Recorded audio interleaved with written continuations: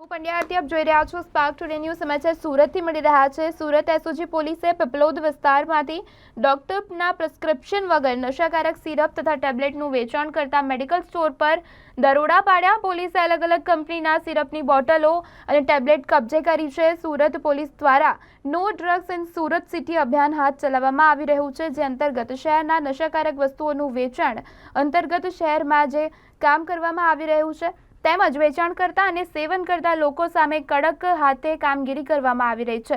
ત્યારે એસઓજી પોલીસે medical store પર દરોડા પાડ્યા હતા, જેમાં ડોક્ટરના પ્રિસ્ક્રિપ્શન વગર નશાકારક સિરપ તથા ટેબ્લેટનું વેચાણ કરતા મેડિકલ સંચાલક વિરુદ્ધ કાયદેસરની કાર્યવાહી હાથ ધરી હતી। પીપલોદ વિસ્તારમાં ન્યૂ પીપલોદ મેડિકલ સ્ટોર્સ નામના મેડિકલ પર ટ્રેપ ગોઠવી ડમી ગ્રાહકને મોકલી ગેરકાયદેસર વેચાણ કરતા મેડિકલ સંચાલકને ઝડપી પાડવામાં આવ્યો હતો।